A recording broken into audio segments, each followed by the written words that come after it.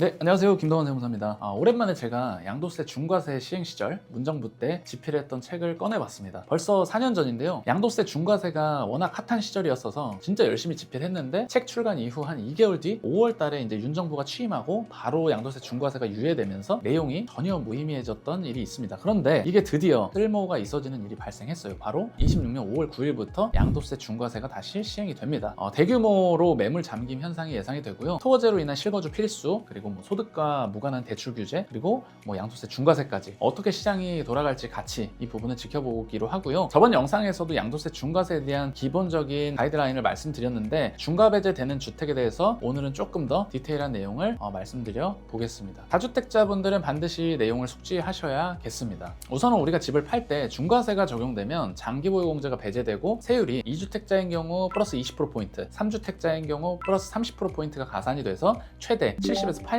이상의 세율이 적용되는 일이 발생합니다. 예를 들어 10억 원의 양도차익 중 7, 8억 원이 세금으로 과세가 되는 거죠. 그렇기 때문에 이 중과세를 피해서 주택을 양도하는 일이 너무나도 중요하다고 하겠는데요. 다음과 같은 알고리즘을 따라가면서 주택에 대한 검토를 하시면 좋겠습니다. 첫 번째, 양도하는 주택이 조정대상 지역에 있는지, 양도주택이 양도일 현재 조정대상 지역에 있지 않다면 당연히 중과세는 적용되지 않습니다. 두 번째, 양도하는 주택이 조정대상 지역에 있다. 그러면 나머지 여러 채의 주택이 중과 배제 대상 주택인지 확인을 합니다. 중과 배제를 판단할 때는 지역 기준과 가액 기준이 있는데요. 첫 번째는 조정 대상 지역 외의 지역에 소재하는지, 그리고 두 번째가 중요한데요. 공시가격이 3억 원을 초과하지 않는 주택입니다. 지방 저가 주택이라고 하는데 이 지역 기준과 가액 기준을 동시에 충족하면 중과세 대상 주택이 아닙니다. 지방 저가 주택은 중과세 대상도 아니면서 우리가 중과세를 판단할 때 주택수에서도 빼주기 때문에 중요하다고 하겠습니다. 조금 헷갈리시죠? 예를 들어서 제가 서울에 집이 한 채가 있고 지방 저가 주택 3채를 가지고 있더라도 서울집 양도시 중과세 판단 시에는 1주택자로 봐서 일반 세율을 적용하는 겁니다. 중과세가 아닌 것이지 이거를 1주택자로 봐서 1세대 1주택 비과세가 적용된다는 이야기가 아니니까 정확히 숙지하시기 바랍니다. 두 번째, 임대주택입니다. 저번 영상에서 임대주택과 관련한 부분은 계정 연역별로 자세히 언급드렸잖아요. 그래서 임대주택을 보유하고 계신 분은 직전 영상을 참고해 주시고요. 간단히 리뷰를 하면 우리가 단기 임대사업자를 등록하셨던 분들은 18년도 3월 31일 이전 등록자분들만 중과배제 해당이 되시는 거고, 장기 임대사업자는 18년도 9.13 대책 이전에 취득해서 등록한 것이어야 해당된다.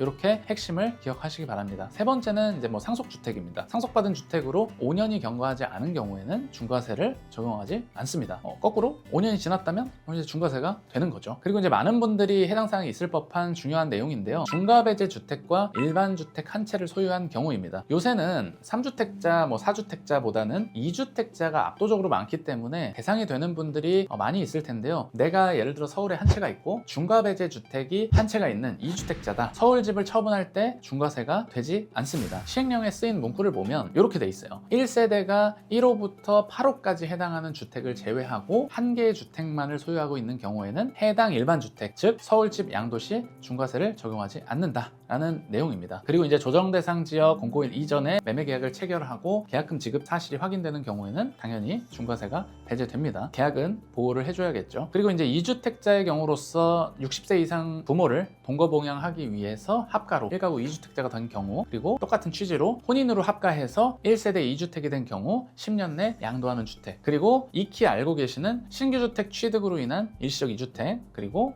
기준시가 1억 원 이하의 소형주택, 그리고 상속주택 특례가 적용돼서 1세대 1주택 비과세가 되는 경우에 그 일반 주택, 점점 조금 복잡하죠. 그리고 임대사업자에 대한 거주주택 비과세가 되는 경우에 해당 거주주택 당연히 중과세가 배제가 됩니다. 문정부 시절에 세금 사고도 많았고 조세 불복권도 많았습니다. 저희 학교 선배분은 일반과세로 신고한 물건이 중과세로 판정돼서 추징세액 5억 원가량의 세금 사고가 났었는데 다행히 결론적으로 조세 심판원에서 납세자 손을 들어준 케이스도 있었는데 그 시간이 워낙 길었기 때문에 굉장히 피를 말렸던 사건도 있었습니다. 이 중과세는 세금 차이가 기본 수억 원이기 때문에 세무사분들이 양도세 세무 상담을 하지 않는 경우들도 비일비재했었죠. 앞으로 똑같은 일이 반복될 거라고 보여집니다. 개인적으로는 이 세법이 너무 복잡합니다. 이거를 과연 일반인이 정확히 판단해서 매매계약을 하게 한다? 5월 9일 이후 매매계약건부터는 다주택자분들은 스터디를 하셨다 하더라도 무조건 그래도 한 차례 이상은 세무상담을 받고 매매계약을 하고 양도계약을 진행하심을 권장드립니다. 오늘 두 편에 걸쳐서 양도세 중과와 관련된 내용을 설명드렸는데요. 오늘 내용이 도움이 되셨다면 구독,